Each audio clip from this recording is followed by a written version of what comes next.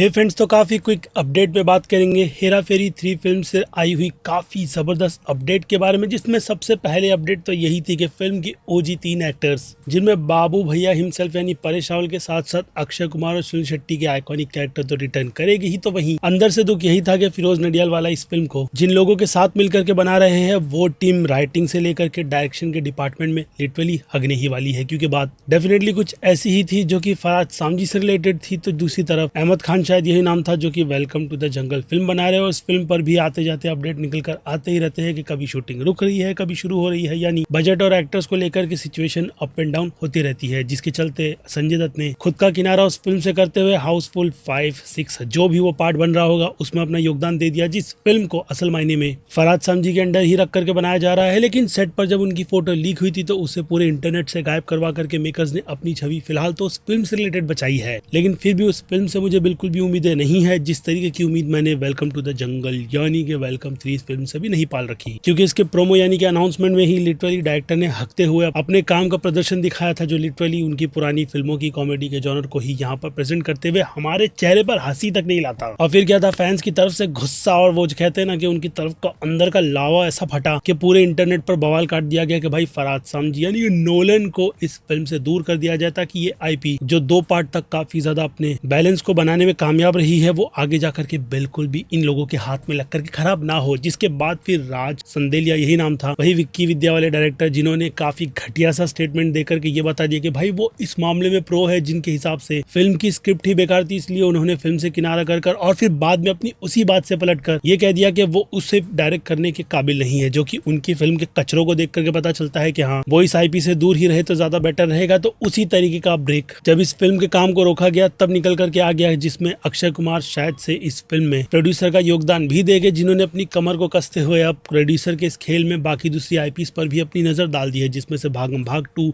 और गरम मसाला जैसी फिल्म भी शामिल है। तो वहीं भूत बंगला फ्रेंचाइजी में भी उनकी काफी अच्छी खासी पकड़ डेफिनेटली उनके कैरेक्टर को इधर से उधर नहीं होने देगी। आगे जाके अगर इस फ्रेंचाइजी का फ्यूचर सीक्वल के तौर पर दिखाया जाएगा तो फिर डेफिनेटली ऐसे में तो उस फिल्म को हिट होना ही होगा, जिस पर मेरी भी उम्मीद बहुत ज्यादा बड़ी हुई है, क्योंकि यहाँ पर अक्षय कुमार के नाम के साथ साथ परेश रावल, राजपाल यादव और यहाँ तक की तब्बो और असरानी जैसे लेजेंडरी एक्टर भी रिटर्न आ रहे हैं। राजपाल यादव नाम बताया था विचार, जिनसे ये उम्मीद बहुत ज्यादा बढ़ जाती है कि भाई इस फिल्म को लेकर के काम टॉप नॉच होगा, क्योंकि यहाँ पर क्रिएटिव कंट्रोल प्रियदर्शन को पूरी तरीके से देखकर अक्षय कुमार और वो लोग एक अलग तरीके की पारी खेलते हुए खुद के करियर को भी रिवाइव करेंगे, जो कि स्काई फोर्स के पीआर के चलते भाई कलेक्शन के मामले में शुरुआत में जो भाई क्यों किया पता नहीं, लेकिन जो भी हो फिल्म टाइम पास जैसी थी, जिसके बाद वीर पहाड़िया का नाम ऐसा उछाला गया कि उनसे पावरफुल यानी कि तगड़ा एक्टर आज तक इंडस्ट्री में कभी इंट्रोड्यूस नहीं हुआ। लेकिन खैर उन सब पर फिलहाल बाद में बात करेंगे, क्योंकि यहाँ पर अगर टॉपिक पर रहा जाए तो जैसे कि मैंने कहा, अक्षय कुमार ने अपनी कमर कसते हुए जिस तरीके का ऑडियंस से फीडबैक लिया है उससे काफी ज्यादा खुशी होती है। तो वहीं पिंक विला वालों की इंटरव्यू में उनकी बात भूल भुलैया की फ्रेंचाइजी को लेकर के जो निकल कर आई थी, हालांकि बात पैसे की ही थी और कहीं ना कहीं कहानी की भी, जिसमें अक्षय कुमार बिल्कुल भी फिट होते हुए नजर नहीं आ रहे थे। और फिर क्या था, कार्तिक आर्यन के कंधे पर बंदूक रख करके उस फिल्म की फ्रेंचाइजी को सिर्फ नाम के बलबूते पर हिट करवाया गया है भाई। जिसके बाद फिर क्या, इंडस्ट्री में कार्तिक आर्यन, उनकी पीआर टीम को ये लगने लगा कि भाई कार्तिक आर्यन इतना बड़ा सुपरस्टार है कि उनके नाम से ही 100 करोड़ के कलेक्शन यूं जनरेट होते हैं, जिनका शायद वो सपना चंदू चैंपियन फिल्म से पूरी तरीके से टूट गया होगा कि वो अभी के लिए तो ऑडियंस को ग्रैब करने वाले एक्टर नहीं बने हैं, जिनकी फिल्में बॉक्स ऑफिस पर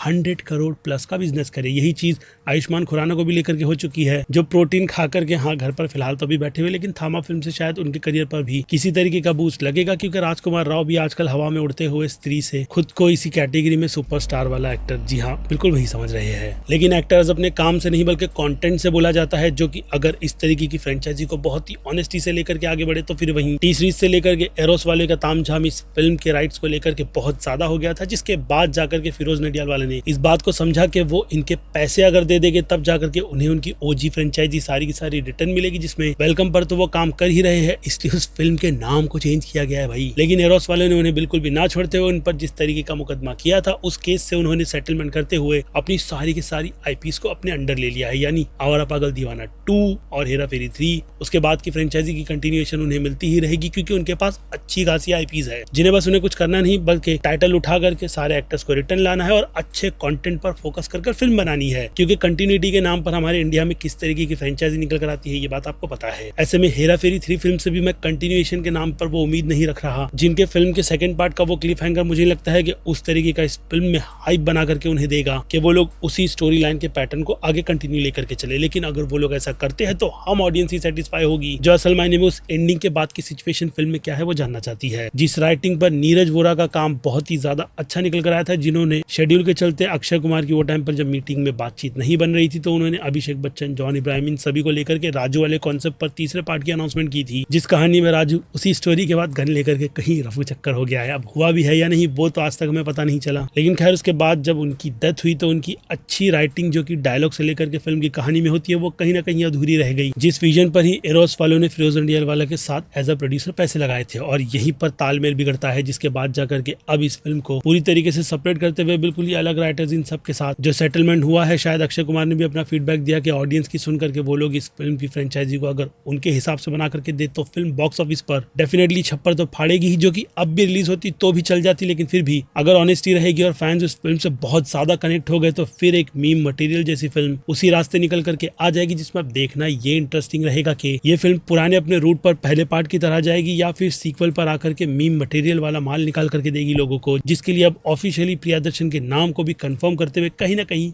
हम फैंस को राहत दे दी गई है। यानी अब इन तीनों ओजीज के साथ प्रियदर्शन का तालमेल भाई साहब मजा ही आ जाएगा, जिसमें मैं बस चाहता हूं कि कहानी अच्छी हो जो कि फरहाद सामजी की तरफ से बिल्कुल भी ना निकल कर आए। जिसमें अब अगर विकिपीडिया पर नजर डालो तो आपको उनके अलावा 2 और नाम राइटर्स के नजर आते हैं जो कि मुझे कुछ खास ज्यादा अच्छे लगे नहीं, यानी कि बड़ा नाम वो है नहीं, इसलिए उनसे फिलहाल तो मेरी उम्मीदें उतनी भी ज्यादा बड़ी नहीं है। बाकी बाय द वे नाम की बात करूँ तो एक नाम उत्तम गादा का है तो दूसरे है मनोज कपाड़िया, जिन दोनों के बारे में जैसे कि मैंने कहा ना मुझे पता है ना ही आपको, इसलिए हो सकता है कि वो लोग कुछ आउट ऑफ द बॉक्स निकाल करके दे दे, जिसमें मैं चाहूंगा कि डायलॉग्स पर बहुत नहीं बल्कि काफी ज्यादा ध्यान दिया जाए ताकि ये फिल्म उन्हीं के बलबूते पर अपने कंटेंट को काफी अच्छी तरीके से फिर से कहूंगा कि आगे लेकर के जाए। जिसमें अब तक तो इस फिल्म के सारे ही पत्ते बहुत अच्छी तरीके से फेंके जा रहे हैं। जिसकी प्रोडक्शन की बात की जाए तो अक्षय कुमार ने इसी साल की मिड या फिर अंत तक के पिंक विला वाले इंटरव्यू में कंफर्मेशन दी थी कि इस फिल्म पर भूत बंगला के बाद ही डायरेक्ट काम शुरू हो जाएगा, यानी कहानी को लेकर के वो लोग पूरी तरीके से हुक्ड एंड बुक्ड है कि इसी पर आगे बढ़ना है। ऐसे में अक्षय कुमार का वो कॉमेडी अवतार जिसे हम बहुत ज्यादा मिस करते हैं उसे भूत बंगला फिल्म में देखा जाएगा कि किस तरीके का है, जो कि film by the way next year April के मंथ में लॉकडाउन कर दी गई है रिलीज के लिए। इसलिए मैंने कहा कि मेरी उस फिल्म से उम्मीदें बहुत ज्यादा बड़ी हुई है, जिसे देखने के बाद ये पता चलेगा कि क्या प्रियदर्शन अपने डूबते हुए करियर को उस फिल्म में कॉमेडी के माध्यम से दिखाने में कामयाब हुए भी है या नहीं। क्योंकि पूरी तरीके से वो कहते हैं ना कि दुश्मनी के चलते अक्षय कुमार एक ऐसे मूड में आ गए हैं जिन्होंने इस फिल्म की लोकेशन भी भूल भुलैया 1 वाली फिल्म की जगह की चुनी है, जिससे आपको क्या मुझे भी अंदाजा हो जाता है कि इस फिल्म का हिट होना उनके करियर के लिए कितना ज्यादा इंपॉर्टेंट है। बाकी खैर अब अपडेट तो बहुत ही ज्यादा ब्रेकिंग न्यूज वाली है, जिस बारे में